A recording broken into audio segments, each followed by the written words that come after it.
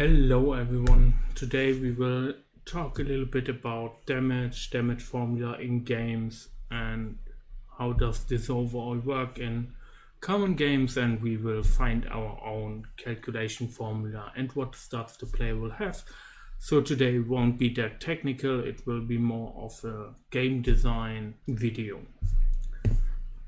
When we check the current game, we can walk around and attack those flowers, and those flowers always take 10 damage and they have round about 30 health. This is actually just a fixed value which I currently configured. Let me show that to you. We have a damage calculation in our game design in damage calculator, which fixed returns 10, which is obviously not what we want. And today we want to check how,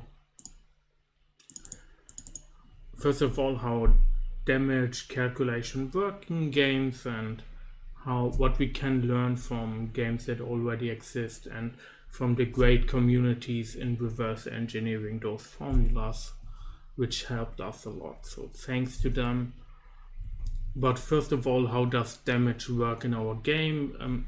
Typically, a player will connect to our combat service, which is here, and it will send that it will use an actual skill.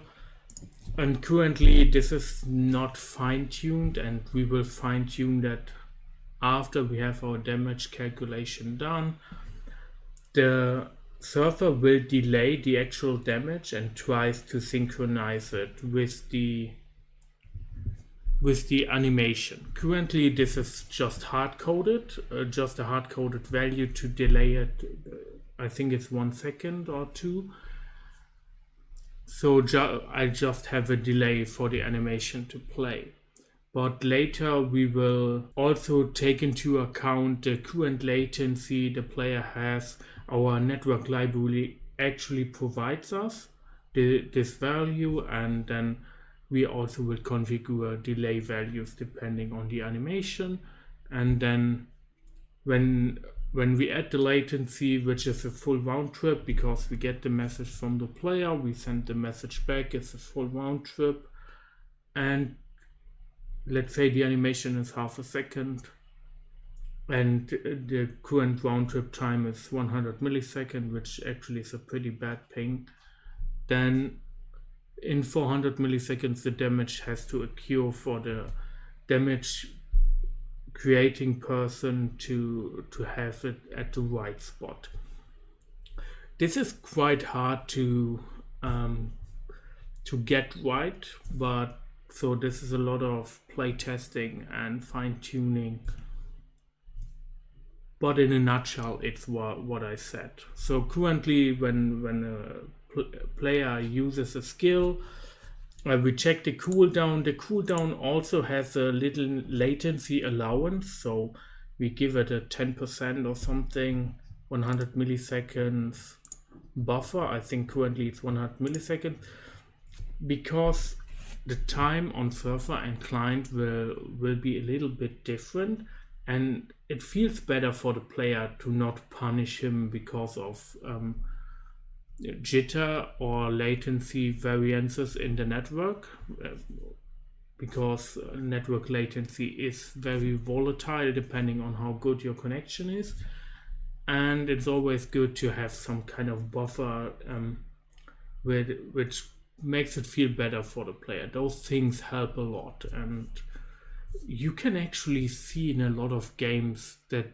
this applies. For example, when I first started playing Final Fantasy XIV, for example, you could, if you spam the skill tree, actually cast the skill a little bit faster than the cooldown is. And the reason for that is simply they have this kind of variants that they give you the opportunity to make your game feel good depending on what the actual hard numbers say.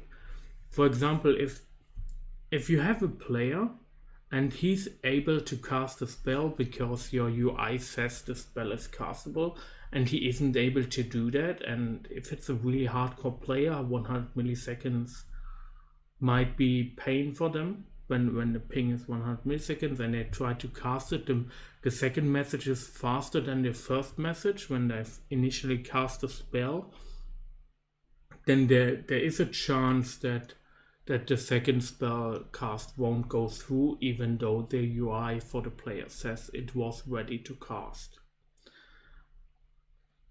And it's way better to sacrifice 100 milliseconds in your cooldown to make it feel good for the player when he actually presses the skill always goes through, but your cooldown number and the backend is off by 100 milliseconds in favor for the player. And such decisions we always do in favor for the player. So if a player fully cheats, he's able in a 5-second cooldown to trick the system by 100 milliseconds, whatever. Doesn't change the game too much, but really makes the game feel better. And that's what we do here with we add the 100 milliseconds to the elapsed time, and this never makes the backend, if not a modified client, say no to a skill cast when the UI is ready. And when the skill is casted after the check cooldown, then we send a message. Here we have to keep in mind that even though we have pretty good connection between our nodes in our cluster, and typically they have 5 milliseconds, 15 milliseconds delay. So it's single digit delay normally between those two.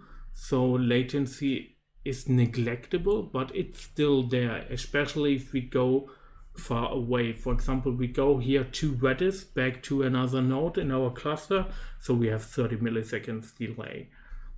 And this will add up. We can tweak those numbers quite well in favor always for the player, and it will feel better, way better, if we favor the player here and don't be so harsh.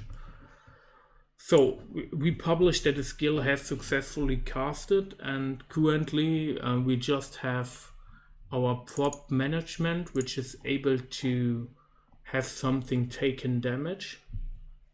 So it will listen for the skill cast, and when a skill is cast, then it will also do damage in the future, so it will add it to a queue and it will later do the damage. The reason for that is I don't want to, you press the skill cast, the animation isn't even started or is just starting, and the HP of the flower already got removed a bunch. I don't want that to happen, so I have to delay also that the damage occurred. There are many ways to fix this. For example, the client knows that it will do a certain amount of damage, so we could fake on client side the HP higher and already remove the HP when the spell is casted. But then we won't be able to abort a spell. For example, if spell casting could be aborted by another spell, then we need to re-add the HP, which is a total mess. It's easier to remove the damage in future will be done from a queue or something. That would be possible, even though we won't do that when a player casts a skill, the skill will go through, because that's quite tricky to fine-tune to get it right in the feeling for on client side when you do it network. When you do a single player game, that's quite easy to do, but in a network game it's quite hardcore to do something like that, because we have to remove from all the queues where the damage is done. And if you take, for example, a big AoE damage, which could damage a whole lot of things, we have to remove it from the queues.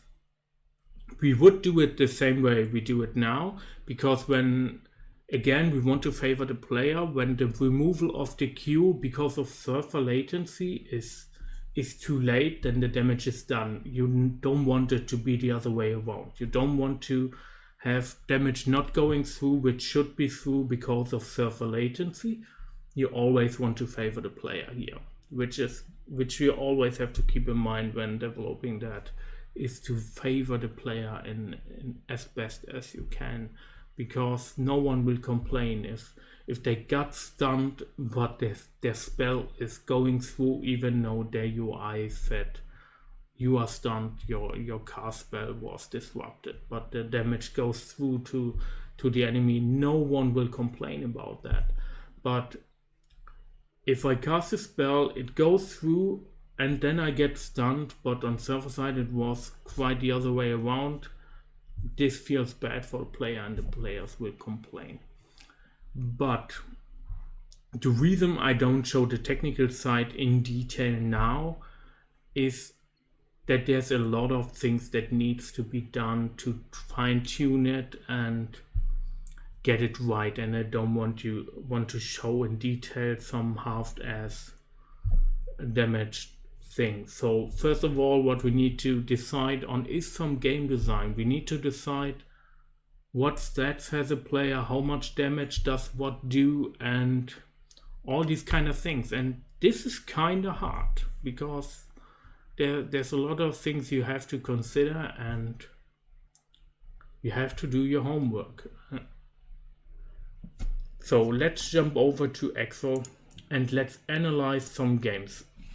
I've analyzed only games which I actually play, so you might get the idea now that I play games maybe a little bit different than a normal person, which is totally fine and should be totally normal for every game developer or game designer. Especially game designers usually have this kind of trait. It's not always a good thing, because you will never enjoy games the way a normal person will do, because you will pick it apart. I play a lot of Genshin Impact, and this is actually screenshots from me playing and analyzing the game. So if you don't know the game, it's a pretty straightforward game. You can attack things. It's pretty much single player. People can join your world, interestingly enough, and you can play with them together, but I don't think there's actually server-side calculation. You need an internet connection, and there obviously is some verification that you don't cheat and everything. But for damage calculation, for example, there is no variance. If your skill does X damage, it always does X damage. There is no variance rule, so the number is always the same if you attack the same enemy. You can see it in the screenshot here, where I used a spell from my character, which damages three enemies, and one is no crit, which is 20,162, and 2 is a crit, which is 44,343, and the crit number is the same. And I can run the same attack against the same enemies 100 times, and every time the values are, if it's non-crit, 20,162, and if it's a crit, 44,343, which is, in my opinion, kind of boring, but actually makes this game pretty predictable what damage wise. So the damage calculation is pretty much exposed, because this game also got released on PC. It is actually quite easy to reverse engineer the damage formula, because the damage formula is in the client. Like I said, it is a pre-calculatable value which you can the client calculate. It doesn't need a server for that, which on one side is really great for networking games, because when you don't have to transfer the damage value to the client, then the client can actually very good predict what will happen and how much health an enemy loses and whatever. Yeah, but on the other side, it's kind of boring. You can do some kind of accumulated crit rate, which is done, for example, in Dota, where, for example, if you in Dota have 5% crit rate, then every 20 hit will do a crit. So first hit is 5%, second hit is 10%, and only when it's 100% or higher, then it's an actual crit.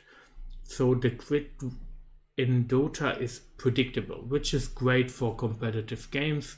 So when you're a programmer, pro gamer, then you know when a crit will happen, and you can actually attack creep and you 19 times, and you know your 20th hit is a crit, and you can attack a enemy player and you know a crit will hit them and something like that.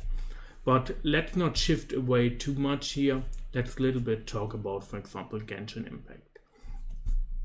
The damage formulas always look more complicated than they actually are.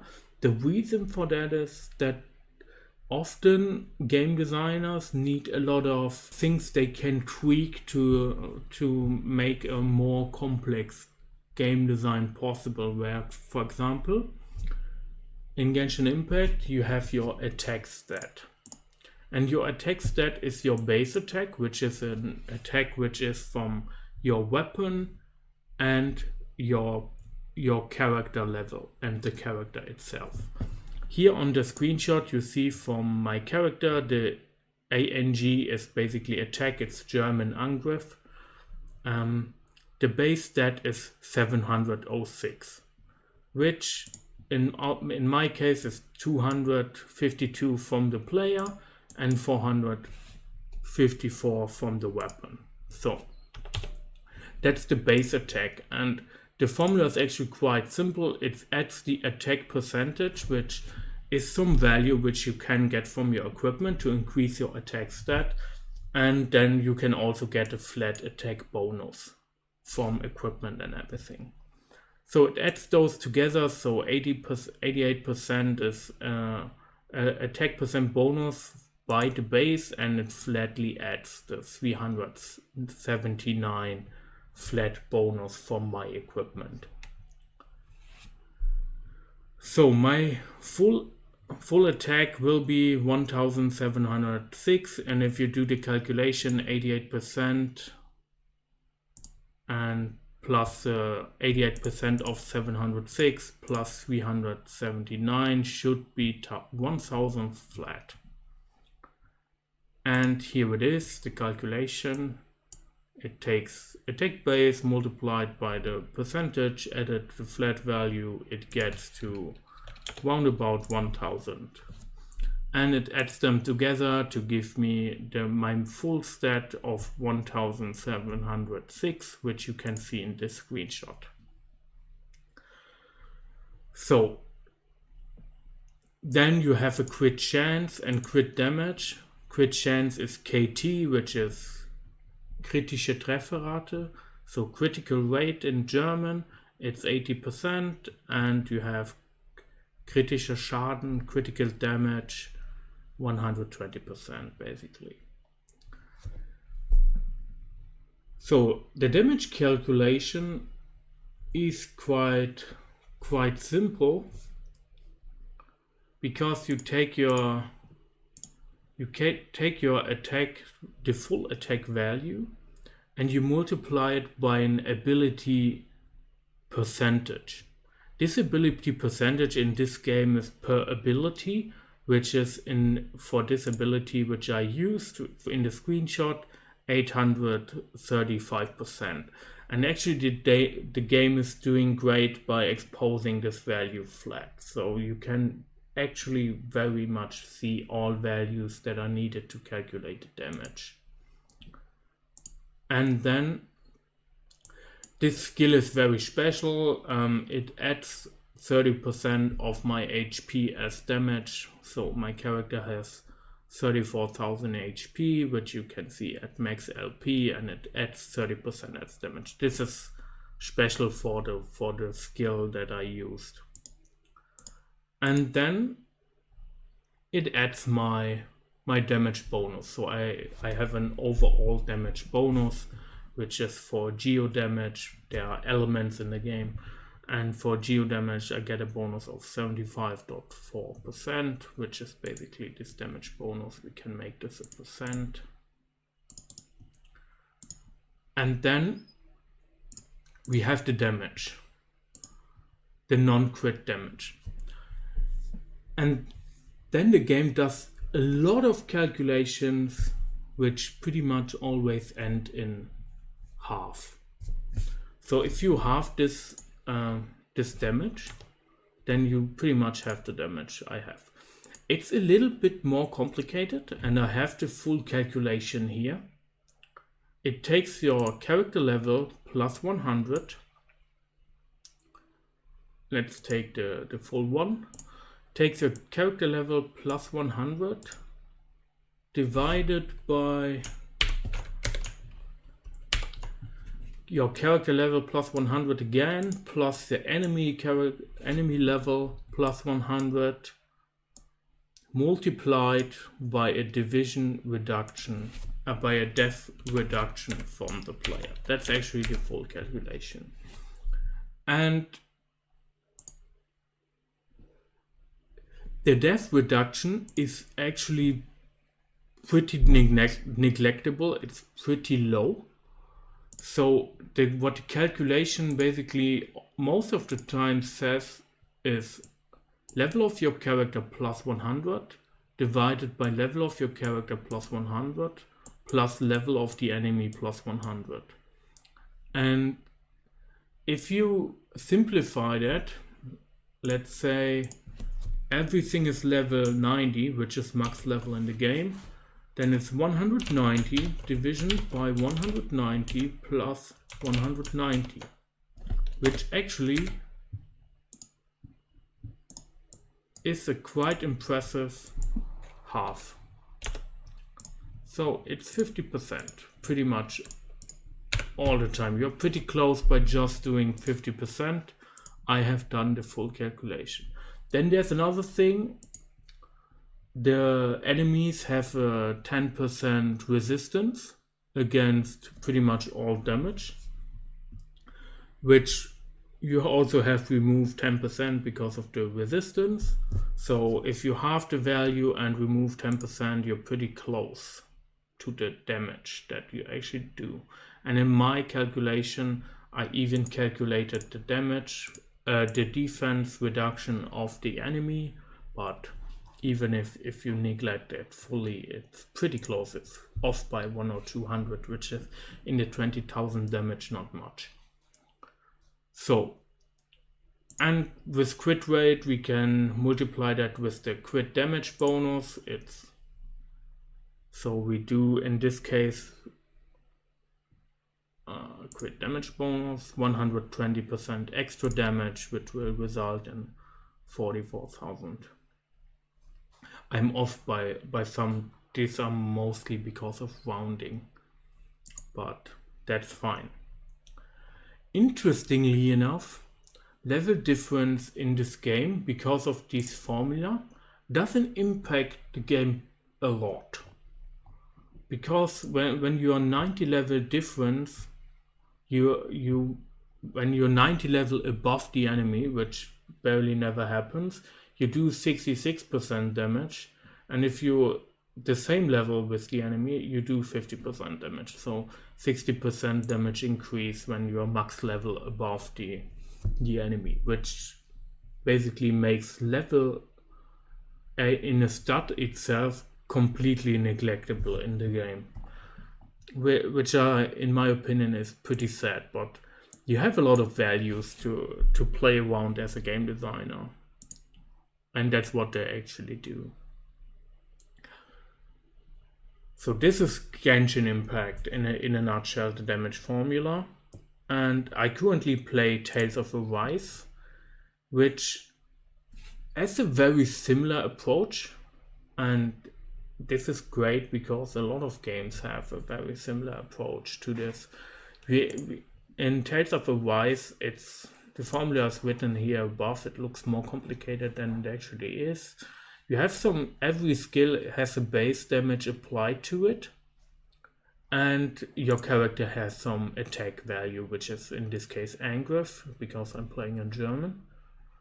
And it does base damage multiplied by attack, multiplied by a constant of 1.5, division by the defense.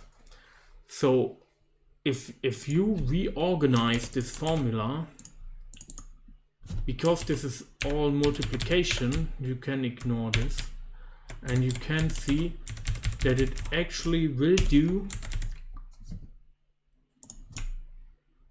1.5 multiplied by attack division by enemy defense, which is basically proportional linear dependency between attack and defense. It's basically attack divided by defense, but the attack has some more impact because it's get multiplied by 1.5, which is great because it's very simple.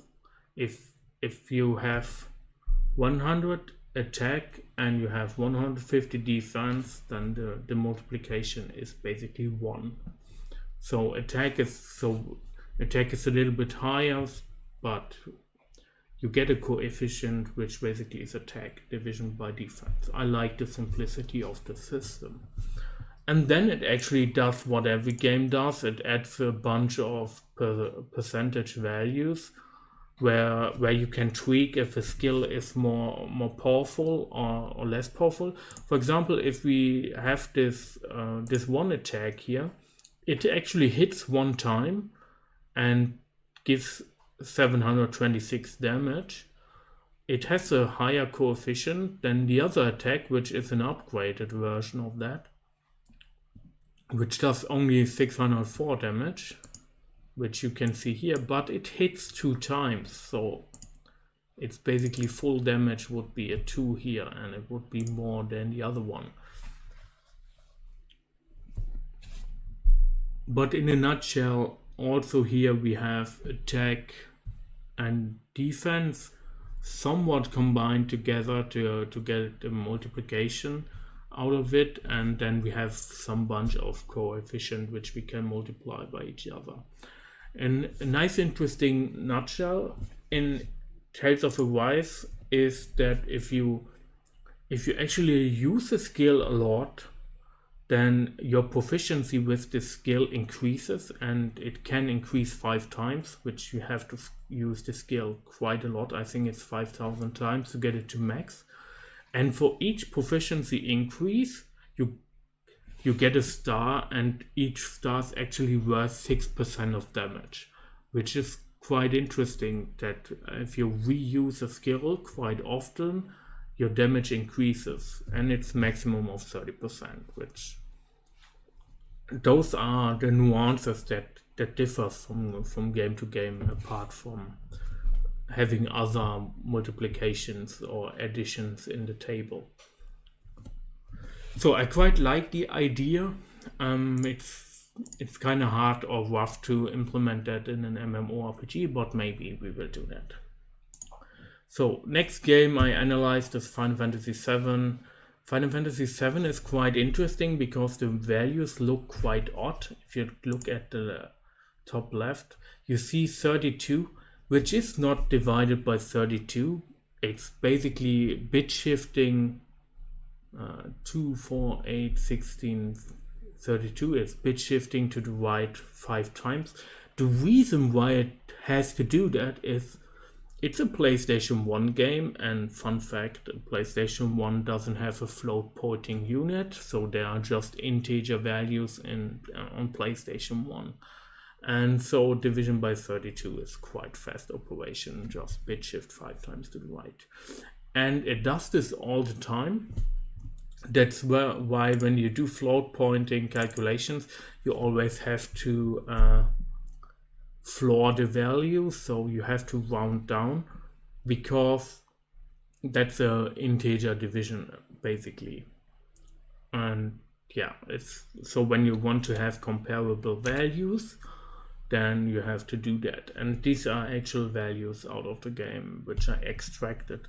Also, which is quite interesting, that your damage, if you correlate attack and defense to each other, your damage is not linear, which is the only game where this is the case from the games which I analyzed, which is quite interesting. Most games have a pretty linear curve. For example, if you take Tales of Arise, it's straight.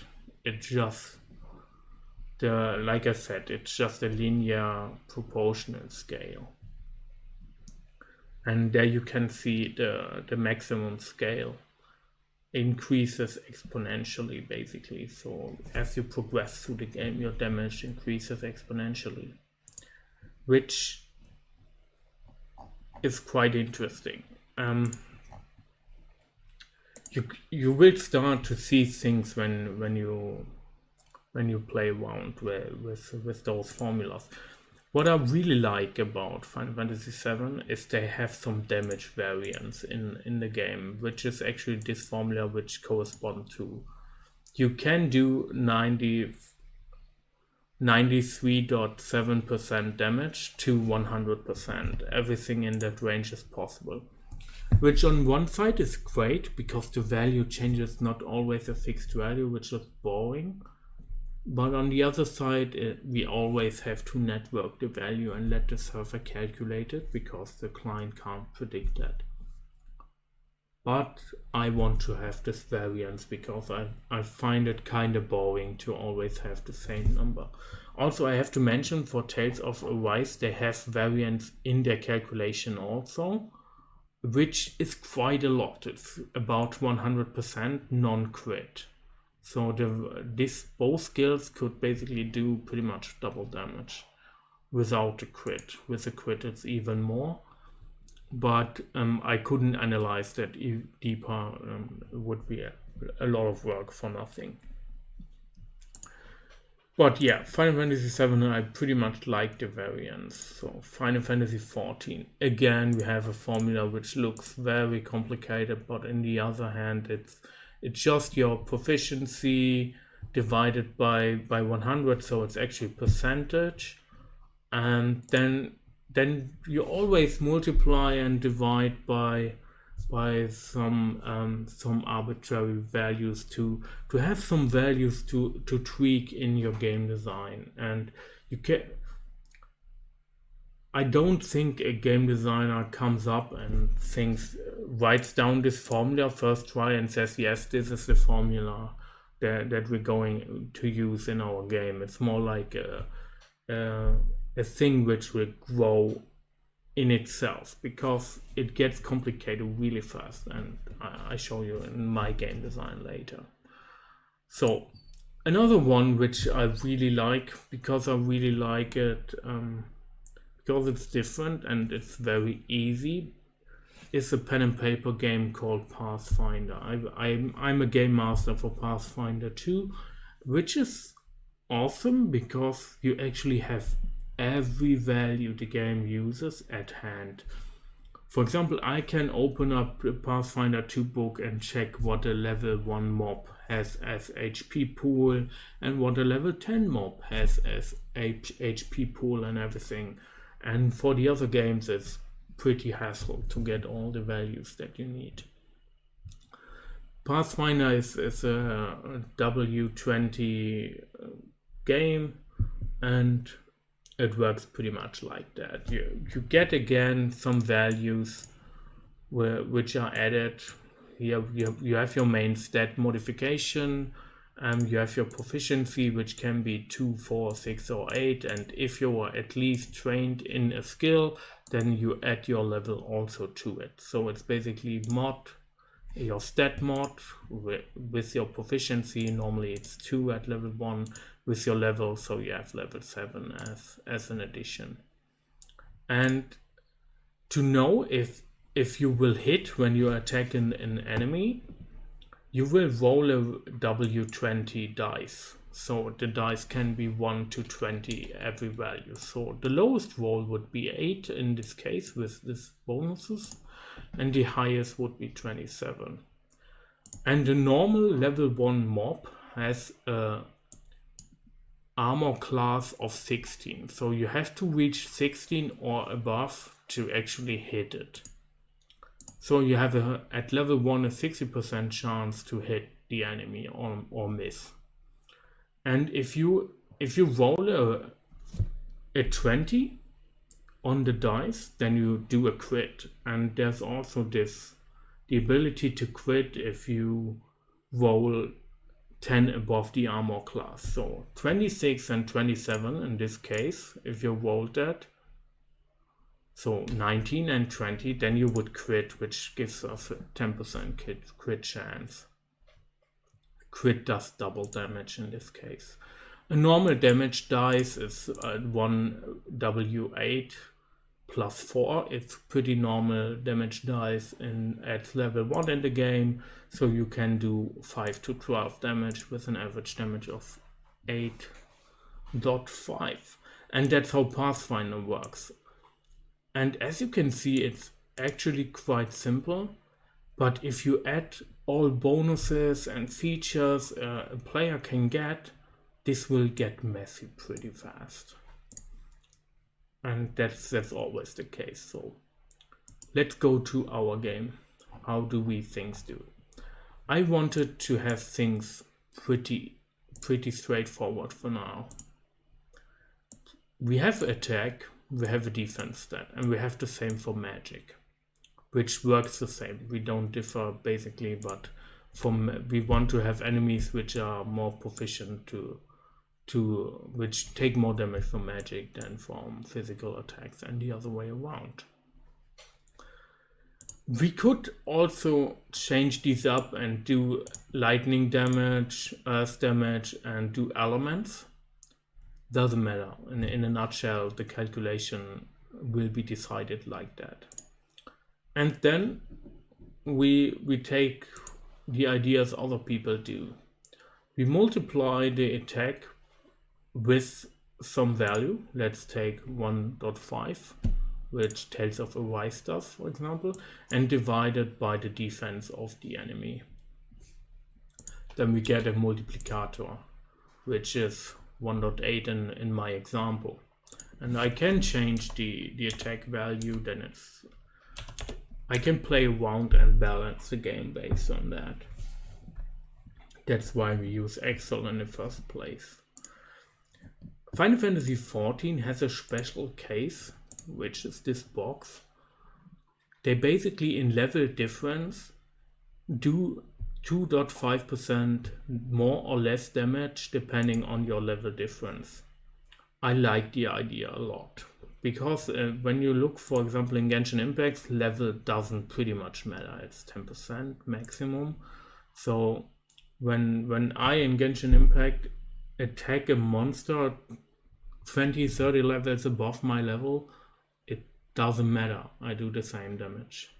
The only difference is the other monster has obviously a higher HP pool, and it will take me longer because of that. So they balance this more over the HP pool and the skill percentage damage, which increases a lot over level. But I like the idea that level has a bigger impact, especially in an MMORPG where leveling is basically a big part of the game.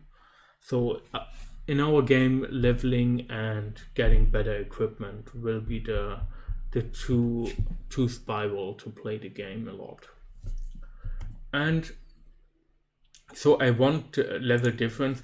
If it's 2.5% like Final Fantasy XIV, or if we even increase that value, I think I will increase that. But for now it's 2.5%. So when we are actually one level above, then we have a level difference of 1 and we add 2.5% to our damage. And if the enemy is one level above us, we get negative 2.5%, which is great. So when the enemy is 10 levels above us, we actually 10 levels above us, we actually lose 25% of our damage, which is great. in my opinion. Then we need some kind of values to tweak the skills. There will be 2 values. Maybe we will make it 1. Not sure for now. I think it will be 1 value, because this will be like the Genshin Impact skill percentage value here. So currently it's 2 values, but they get multiplied with each other. So we could make it 1. I will make it 1 value. So we could for now balance this like this is 1 and this 1000. Doesn't make a difference. Then we will have crit chance and critical damage, and we will have an overall bonus damage. And we will multiply that with each other. And then the enemy has some HP and we have some time. We need to cast a spell. And what we can do then is actually calculate the damage, which we do, because it's a skill damage with the bonus damage added to it. Then we add the critical damage, then it's a crit. And if we apply a little bit of math to it, which is basically base damage plus critical damage multiplied by critical chance, we get the average damage that we do. And then we can calculate how many hits do we need to actually kill this enemy. And then we can multiply the hits with the cooldown, and we actually know pretty much how long it takes to kill one thing. And then we can calculate how long do we need players to get a level up. Let's say a player for the first level needs to kill 10 flowers, and it needs half a minute to get to level 2. If that's too fast, we increase the HP pool of the enemy. Let's say we give it 100, and then, or we can say the player does less damage at level 1. Oh, I increased it. I didn't. And then this will increase, and that's how we will balance. So every attribute, attack, defense, every attribute you see here will be with the formula like Genshin Impact. I pretty much like the formula. It's pretty straightforward. It's base attributes that multiplied by some percentage buff, which you can get from if another player buffs you, if you get better equipment with this value on it, and so on, plus a flat buff. Usually, at least in Genshin Impact, it's this case. When you start the game, your base attribute is quite low, and the flat attribute is better in the beginning of the game. But late game, the attack percentage will be better, because the base attribute will be better, and then you want to shift your equipment from flat stuff to percentage stuff to fully maximize your damage all the time, which in this simple formula is a common rule over all stats. Another thing which occurs when you multiply a lot of percentages and everything together is that you have some diminishing returns built into the system for those stats. For example, let's make a little example. Let's say you do 10 damage, and we have let's make 3 percentages. Let's call this attack bonus, crit chance, and crit damage.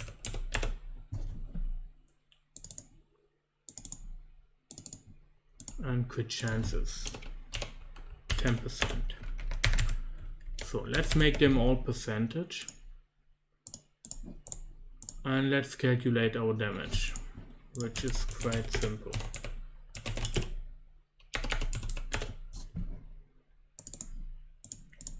So damage in our case would be with this arbitrary formula multiplied by attack. That's the damage. If it's a crit, then it's the damage multiplied by 1 plus,